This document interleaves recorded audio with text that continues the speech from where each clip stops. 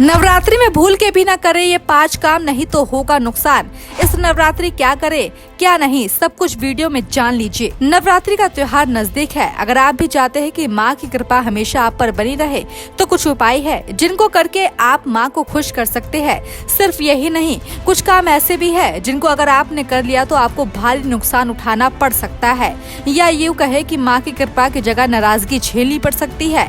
आज हम आपको बताने जा रहे हैं वो 5 काम जिन्हें नवरात्रि में हर हाल में करने से बचना चाहिए, और साथ ही ये भी कि माँ दुर्गा को प्रसन्न करने के लिए क्या करना अनिवार्य है। देखिए, शारदीय नवरात्रि इस साल 22 सितंबर से शुरू होकर 1 अक्टूबर को विजयादशमी पर समाप्त होगी। पूरे 9 दिनों तक मां दुर्गा के 9 स्वरूपों की विधिवत पूजा का विधान है। मान्यता है कि इन दिनों व्रत और साधना करने से न केवल आत्मशुद्धि होती है बल्कि घर में सुख समृद्धि और सकारात्मक ऊर्जा का भी वास होता है।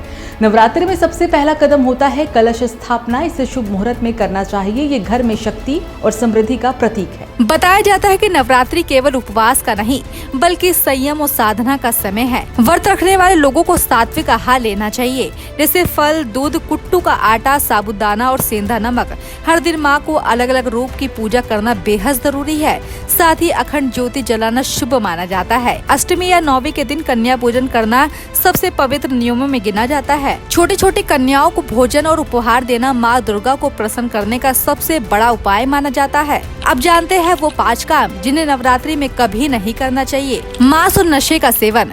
इन दिनों तामसिक भोजन और नशा व्रत की पवित्रता को खत्म करता है।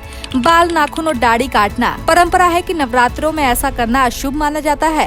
क्रोध और शब्दों का प्रयोग। देवी पूजन का असर तभी होता है जब मन शांत और संयमी हो। कलश और अखंड ज्योति को अकेला छोड़ना, ये माँ की उपस्थिति का प्रतीक है। इसे लापरवाही से नजरअंदाज करना बड़ा दोष माना जाता है।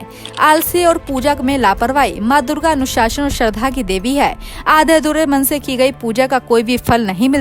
अब आप सोच रहे होंगे कि आखिर नियमों का पालन करना क्यों जरूरी है। दरअसल कहा जाता है कि नवरात्रियों के नियम केवल धार्मिक कर्मकांड नहीं बल्कि जीवन के अनुशासन का पाठ भी है।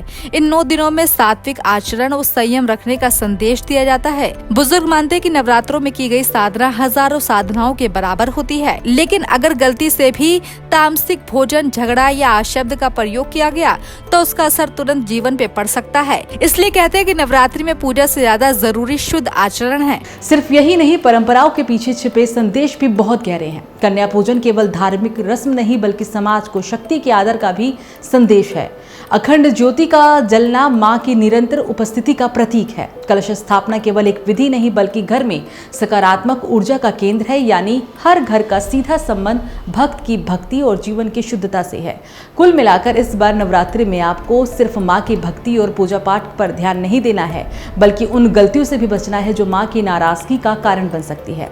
अगर आप इन 5 कामों से दूर रहें और 9 दिनों तक सात्विक आचरण अपनाया तो न केवल माँ दुर्गा की कृपा बरसेगी बल्कि आपका जीवन भी शक्ति और समृद्धि से भर जाएगा।